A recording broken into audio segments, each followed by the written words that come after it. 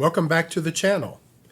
This is episode 3 of a 3-part series where we've been focusing on small business computing and how to protect your digital assets from cyber attacks.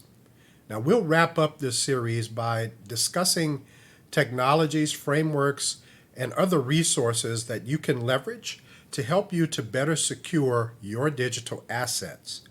All of that and more coming right up.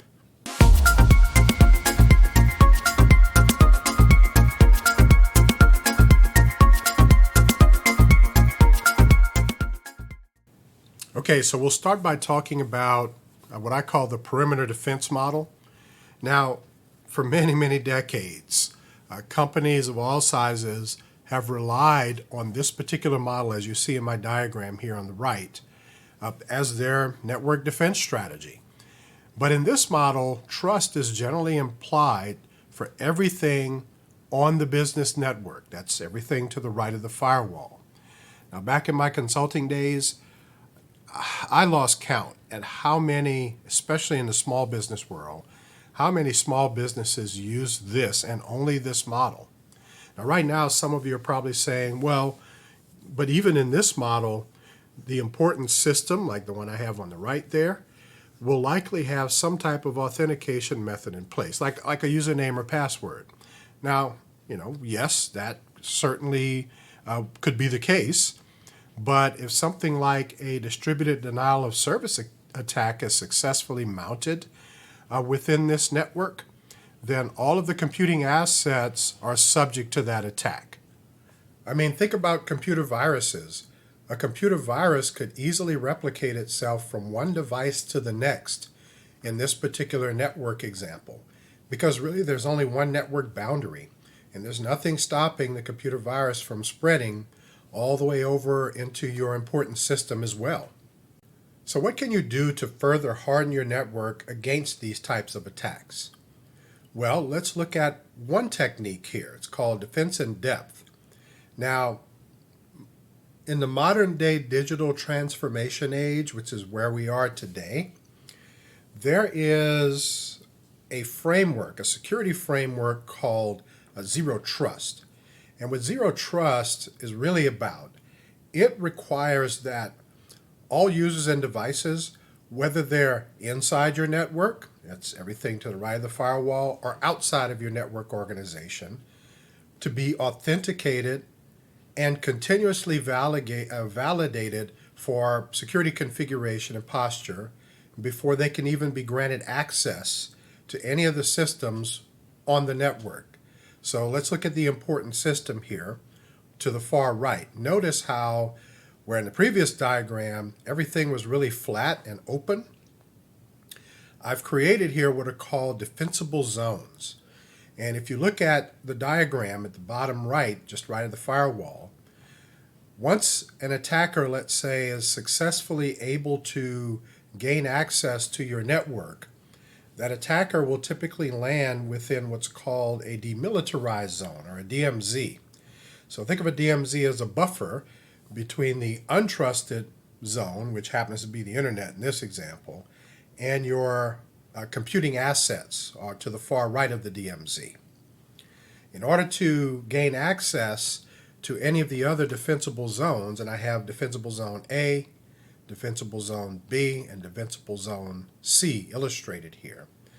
Because there is no implied trust between the zones, and these things are firewalled off from one another, it makes it that much more difficult for a denial of service attack to be successful, for a computer virus to spread, because, as I said earlier with Zero Trust, all of these devices and users have to not only be authenticated, they have to be authorized and continuously validated to be granted and even to keep access to applications and data on your network. So there is no implied trust between any of these defensible zones within this network architecture. Okay, now here are a few key takeaways that I want you to know about with respect to Zero Trust. And these are in no particular order of significance. They're all equally as important. All data sources and computing services are considered resources, whether they're cloud-based or not. All communication is secured regardless of network location. Remember, it doesn't matter if they're on the right side of the firewall, on your local area network, or out on the internet. Network location alone does not imply trust. So trust should not be automatically granted based on the device being on your business network. Now, access to individual company resources is granted on what's called a per session basis. And access should also be granted with the least amount of privileges needed to complete the task. In other words, not everybody needs to be an administrator on their system or in your application. All right, so next up, let's have a chat about what's called MFA, or multi-factor authentication. Okay, so multi-factor authentication, or MFA, is a security technique that requires you to have at least two different methods of authentication to verify who you are when you're logging into a system. Now, multi-factor authentication uses, and how it does it, it uses two or more independent credentials. I have three listed here. The first one is what the user knows, such as username and password. And the second one is what the user has, such as a security token or a key card. Now think about it this way. In most online banking systems, and I know my bank has this, you can enable a feature called MFA, multi-factor authentication. And the way it works is once you enable it, when you go to your bank's website and you enter your username and password and you click OK or you press enter, it sends for example, one way is it can send a text message to your smartphone, or it can send you an email. And in that email or text message will be what's called a security token, or a unique code that it gives you. Could just be numbers, could be a combination of numbers and letters, right? So that's what's called two-factor authentication. What you know, your username and password, and what you have, that security token. And you enter that security token into the website. There'll be a little text box there on your banking website where you'll type in that security code. You click OK, and they'll allow you to log in to view your bank account. Now, there's a third option that's also supported in some cases, and it's biometric based. And the example I use here is like a fingerprint sensor. There's still a lot of smartphones. I know that my phone still uses a fingerprint sensor. So you could, as opposed to receiving a security token, you could go in and just hold your press your thumb or finger down on the fingerprint sensor on your phone, and that will be your other mechanism to get you logged into that particular system. So why enable MFA in the first place? Well, you would want to enable it because we'll go back with the bank example here. If someone is trying to illegally hack into your bank account, your smartphone or your email will be notified that, hey, an attempt has been made to log into your account. Well, you're going to know whether or not it's you who attempted to do that. So I would suggest you immediately do two things. Number one, contact your bank and let them know that someone is trying to gain unauthorized access to your account. And then secondly, you should go into your bank account and immediately change your password. Okay, so let's switch over so that we can start talking about VPN, or virtual private networking. Now, the VPN, or virtual private networking, dates back to the mid-1990s when Microsoft first created what's called PPTP, or the Peer-to-Peer Tunneling Protocol. And PPTP, as you see here, was a precursor to what we call VPN today. And what Microsoft was wanting to do was create a mechanism for their remote employees to securely access the company's internal network. And the way it works is it hides your internet traffic such that really not even your internet service provider knows what sites you visit. And that's the beauty of VPN. Think of it as a secure, encrypted, and private tunnel within the internet. Your browsing information is very well protected. It's encrypted and it's inside this tunnel.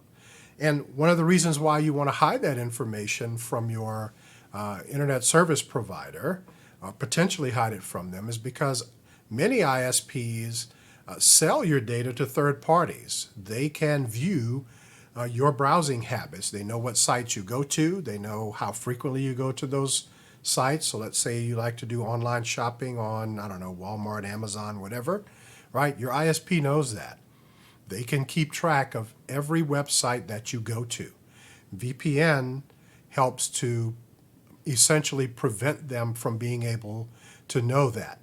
Also, those sites that you go to, Facebook, Amazon, or what have you, VPN software can also obscure where the request is coming from, so they don't know that it's coming from you or your location.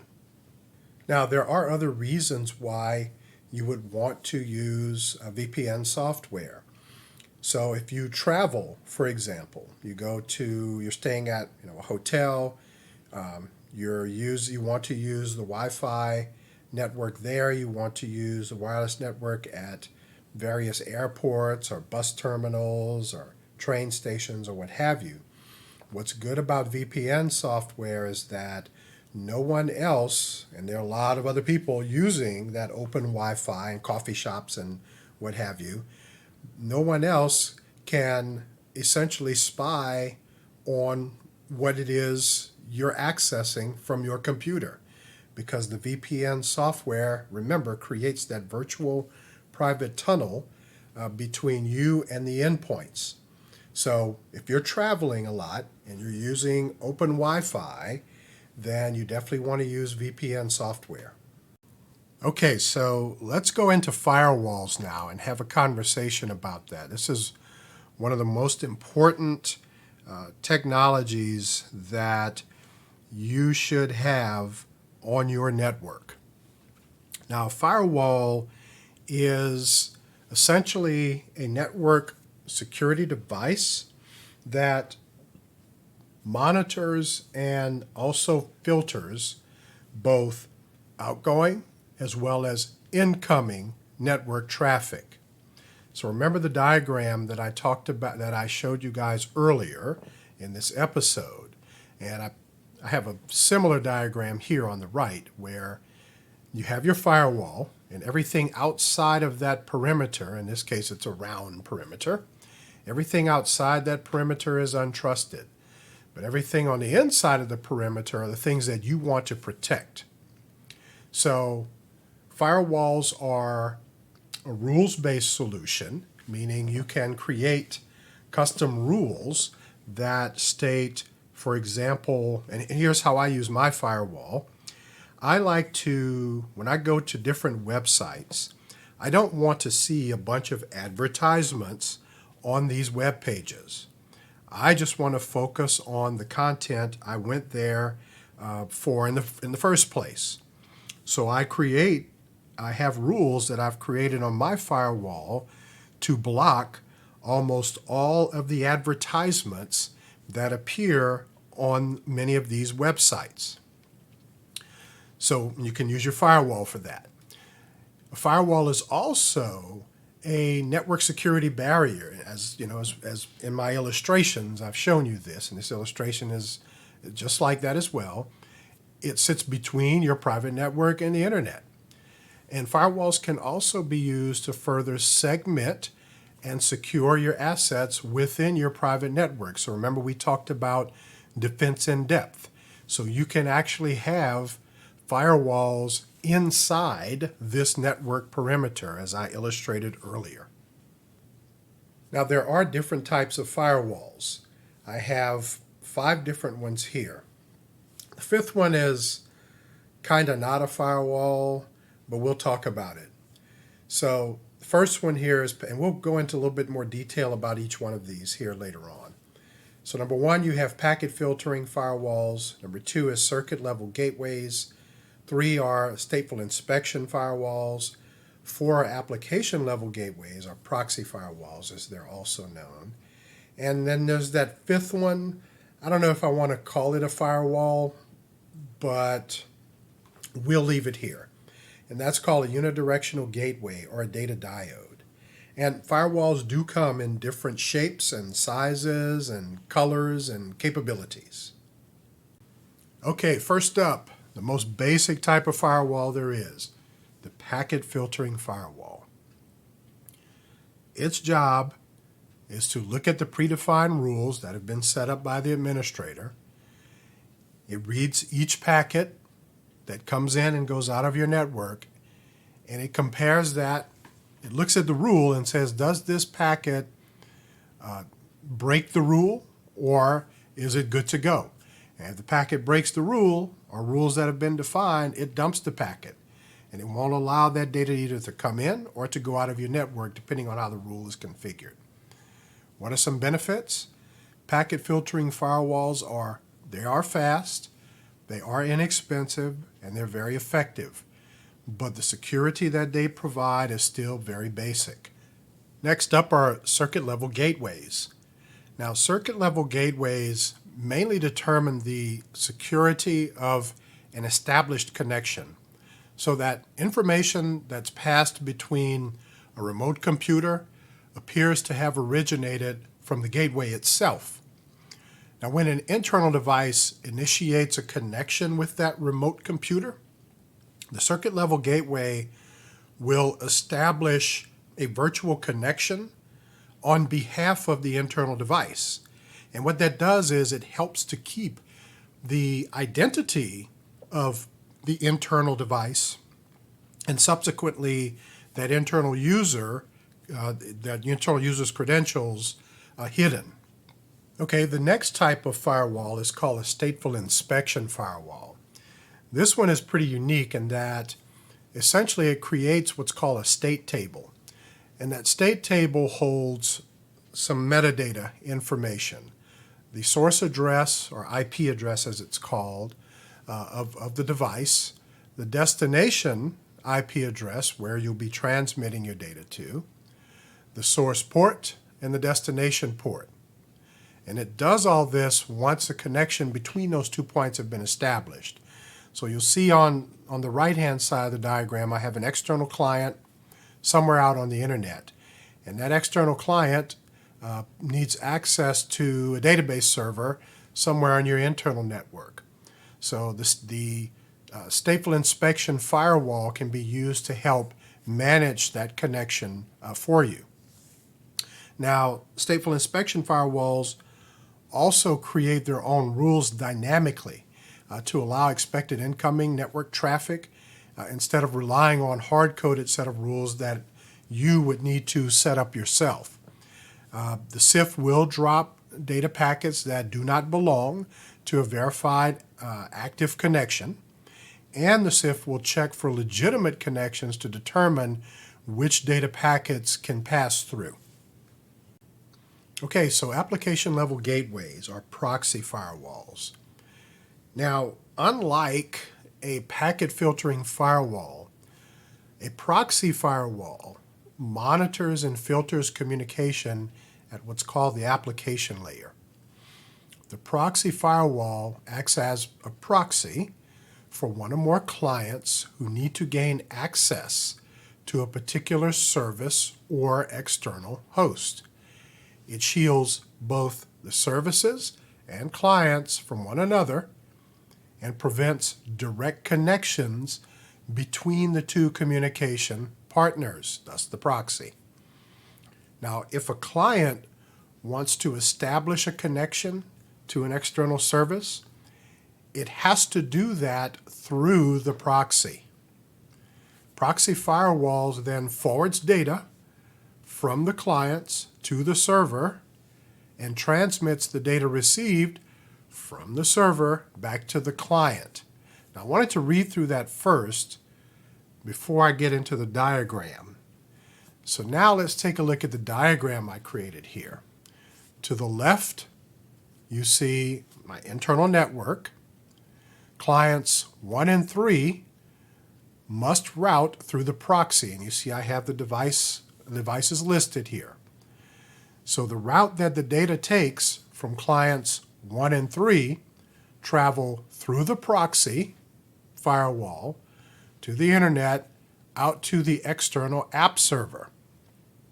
So what the proxy is doing is it's securely forwarding the traffic between clients 1 and 3 to the external app server, and then if there's any data coming back from that external app server, that data travels back through the proxy. Now the firewall, the other firewall I have at the bottom here, over to the right, it could be a simple packet filtering firewall, right? So in this case, client 2, its traffic would route through just the regular packet filtering firewall. It wouldn't have to go through the proxy. But then client 2 won't have access to the external app server. Okay, so here's that odd fifth one, which is really not a firewall, but it is an important network security device that I want you all to know about. And it's called a unidirectional gateway, or a data diode is another term that's used. And what a data diode is essentially a hardware-based device that has two physical circuits. It has an outbound circuit and an inbound circuit. With a data diode, data will flow in only one direction, from a source to a destination. Bidirectional data flow is not possible with a data diode because it is hardwired that way. So if you have a client device, let's say in my illustration here, client device 3 is using a data diode. All of its traffic is being routed through that data diode there. That means client 3 can send data out to the internet, to that external server or service, but that external server or service cannot send data back through that data diode. There's no way to possibly do it because the data diode is hardwired to only transmit data in one direction. So before we wrap up, I wanted to provide you with a list, and I'll include links in the show notes for these. But I wanted to provide you with a little bit more information on some useful resources that you guys may want to research a bit online. Now, various countries and regions across the globe have their own cybersecurity-related governmental organizations. And what I have here are just a list of a few of them. There are far more than this. The European Union has a NIST, Singapore has CSA, and these are just some that I looked up. Asia Pacific has CyberSec Asia. Japan, cybersecurity is through their Ministry of Foreign Affairs of Japan. Canada has the Canadian Center for Cybersecurity. And here in the U.S., we've got the National Institute of Standards and Technology. And I'll include some links to these in the show notes. Now, I want to talk to you a little bit more about the NIST, or the National Institute of Standards and Technology, for those of you who are interested here in the States or wherever you are.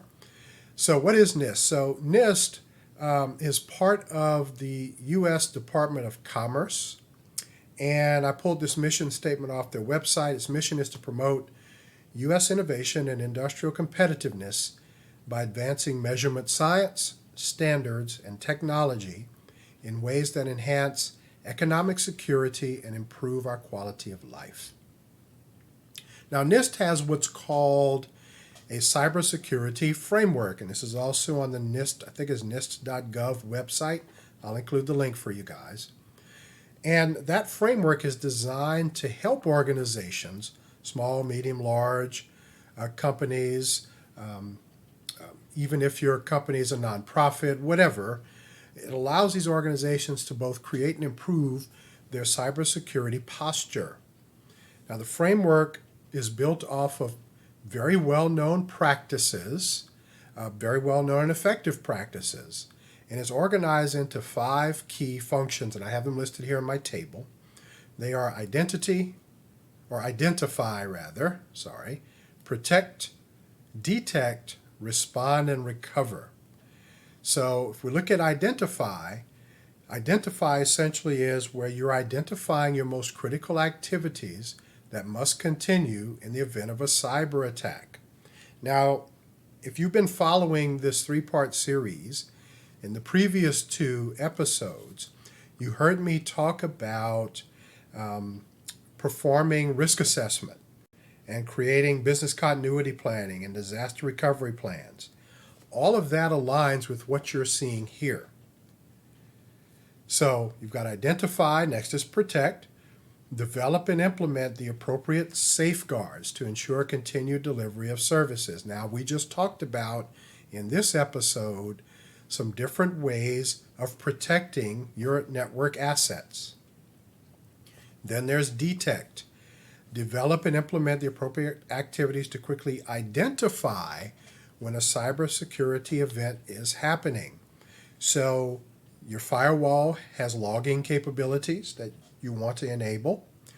There are also intrusion detection and intrusion prevention systems that you can get on your network to be more proactive in helping you to detect when or if a cyber attack is happening. Antivirus software is another good solution. We talked about that too in a previous episode. The next one up is respond. Develop and implement the appropriate activities to take action once a cybersecurity event has been detected. Again, this is your part of your business continuity and disaster response plan or disaster recovery plans. Then there's recover. Develop and implement a plan to quickly restore services that may have been impaired by the cybersecurity event. So as you can see here, these are very well-known and effective practices that the NIST cybersecurity framework, and they've got way more detail on their website. I think it's a big PDF that you can download and review all of this information. So that's NIST. Okay, closing thoughts here. After you conduct your risk assessment, carefully think through how to best architect your network. Bring in a professional to help you if you need it. Work with that networking consultant to really help you to choose and implement the appropriate solution strategy and architecture. Folks, you definitely want to do that. Document your network architecture and keep it up to date when changes are made. That's called keeping it evergreen. Implement a good data backup and restore strategy per your disaster recovery plan. Establish a password change policy. This includes your network equipment. A lot of companies don't think about that either.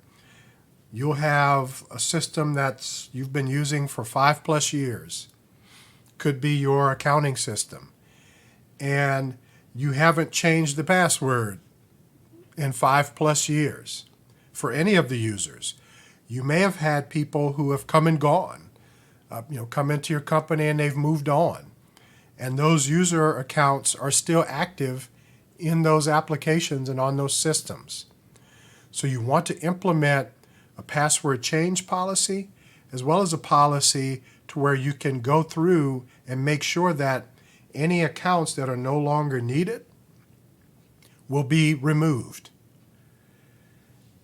Also, this is why I put this in italics here at the bottom. Make sure to apply firmware updates. Now, what are firmware updates? Firmware updates, when you have these hardware devices like firewalls, routers, let's think about your home Wi-Fi router, right? Practically all of us have one.